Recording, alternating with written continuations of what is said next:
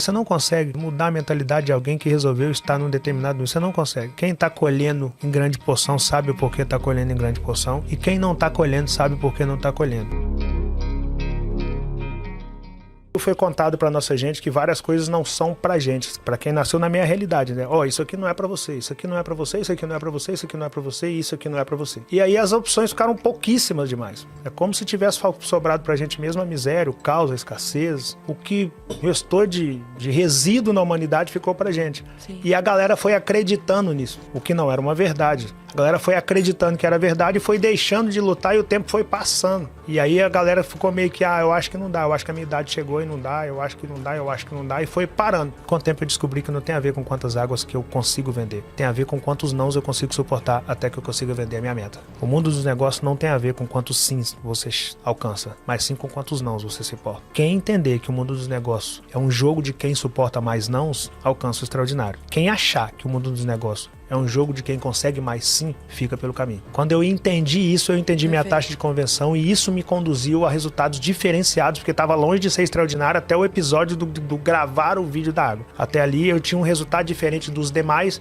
porque eu já tinha cálculos matemáticos, eu já tinha educação financeira, eu tinha controle emocional para suportar 29 nãos. Tem gente que começa a vender água na praia, pega a caixa de isopor no primeiro dia, vai todo animado, toma 15 nãos e fala, isso não é para mim. E por que não é para ele? Não é por causa do sol, não é por causa dos nãos, não é por causa do peso da caixa de isopor, é por causa da falta de controle emocional. Aí ele pensa que não é pra ele. Eu já tinha controle emocional. Eu tinha educação financeira. Eu não conseguia ganhar rio de dinheiro vendendo água, mas eu conseguia ganhar 300, 400 reais. Num dia bom, eu conseguia ganhar um valor desse. Num domingo, por exemplo, de muito sol. Mas na segunda-feira, os demais que também conseguiam ganhar um valor desse, já não ia na segunda. Eles se reuniam na segunda pra fazer um churrasco. Vai pra casa da piscina, vai pra não sei onde, e na segunda eu tava lá novamente. Porque eu sabia que a concorrência era menor.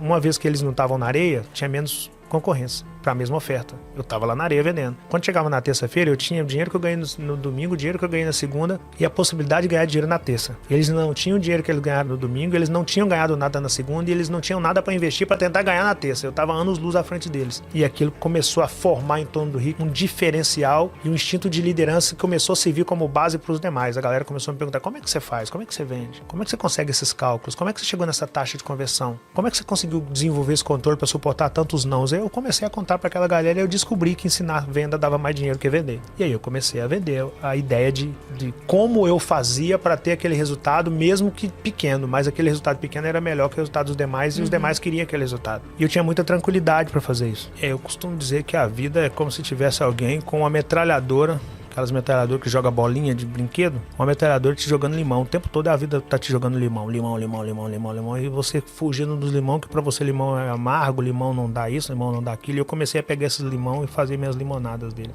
Então, quando você entende a ótica de pegar limão que a vida te dá e fazer limonada, ao invés de reclamar que a vida tá te dando limão, você entende a mágica de se alcançar o extraordinário, que é olhar pra onde tá todo mundo olhando e chegar ao que ninguém conseguiu ver ali. Eu poderia voar naquele cara porque ele me chamou de neguinho que vendia água. Isso é preconceito que não sei o que, não ia resolver. Falta de controle emocional. Você apareceria no jornal à noite. Eu ia aparecer no jornal à noite e não ia resolver o meu problema. O que eu fiz com aquilo? Eu fiz daquilo uma oportunidade de mostrar para aquele cara que eu poderia sim ser um neguinho que vendia água com muito orgulho, inclusive. Sem demérito nenhum. Mas eu poderia também falar de crise. Eu poderia mostrar para ele que eu, apesar de estar naquele cenário, eu tinha conhecimento para estar ali. E pelo quão ele levantou a voz para tentar diminuir o que eu falei, eu mostrei para ele que ao invés de levantar a voz, muitas das vezes nós precisamos melhorar nossos argumentos. E aí eu tirei o argumento, saí da condição de vendedor e gravei um vídeo com argumento suficiente para mostrar para aquele cara que eu poderia falar do que eu quisesse, inclusive de crise. Bom, esse vídeo ele falava basicamente que se você de fato quiser começar um negócio, você não precisa nem fazer empréstimo em banco para ter uma quantidade grande de recursos, você não precisa abrir mão de muita coisa, você não precisa mudar muitos hábitos para começar. Se você, por exemplo, tiver alguém que te empresta R$10 no máximo, ou se você tiver R$10 no bolso, você compra aí um saco de gelo, um pacote de gelo, um fardo de água, coloca nisso e vai para um semáforo, vai para a praia e vai vender sua água. E depois de vender 12 águas, você tenta fazer com que aquele dinheiro multiplique,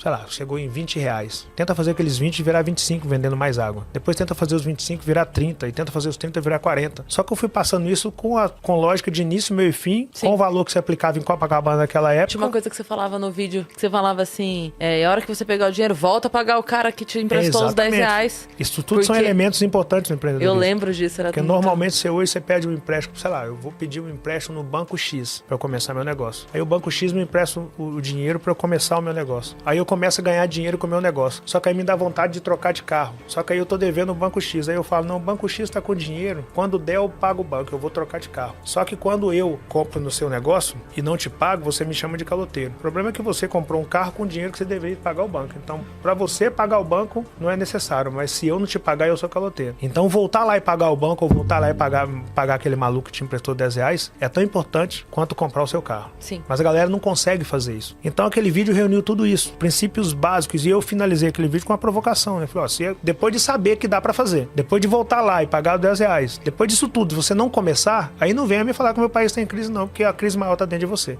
Eu costumo dizer que a maneira mais nítida de você escancarar a sua falta de realização pessoal é tentando diminuir o mérito de outra pessoa que conseguiu pelo trabalho honesto, seja lá o que essa pessoa faz. Sim. Então, vez ou outra, você vai ver alguém chamar de sorte, você vai ver alguém chamar de 1 em 1 milhão. Ah, a crise é 1 em 1 milhão. Você vai ver alguém linkar a qualquer um outro elemento que não seja o trabalho duro para justificar o fato de você ou do Rick ou de qualquer um outro ter chegado. Com certeza. E aí é a desculpa que você está falando. Se ela linkar o trabalho, ela fala, se foi trabalhando que a Cris conseguiu, então eu vou trabalhar também, vou tentar conseguir. Foi trabalhando que o Rick conseguiu, então eu vou trabalhar também, eu vou tentar conseguir. Mas eles não linkam.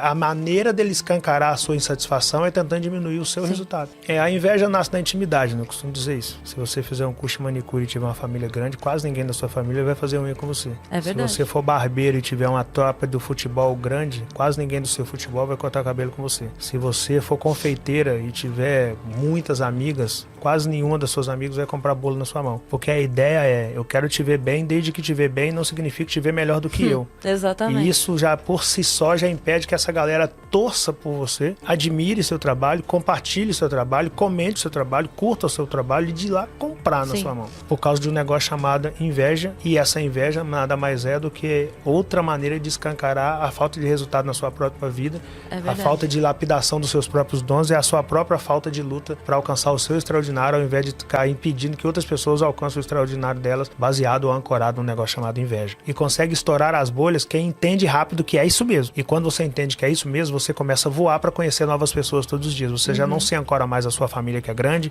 a tropa do seu futebol, as suas amigas, você já vai para uma rede social, você quer conhecer a pessoa do outro estado, do outro país, da outra cidade, você e já até tem mostrar coragem. O seu trabalho em outros lugares, né? Exatamente, você já tem coragem de ir para um outro bairro, você tem coragem de sair, porque a princípio você fala, vou abrir uma hamburgueria na garagem da minha casa, porque aí eu não pago aluguel, só que na sua rua ninguém vai comprar porque é na garagem da sua casa, é você. Se você estivesse pagando aluguel de 2 bairros depois, ninguém te conhecia, ninguém te invejava, você conseguia vender hambúrguer. Então a galera não, os águias muito maluco isso. entende que tem asa e asa é para voar.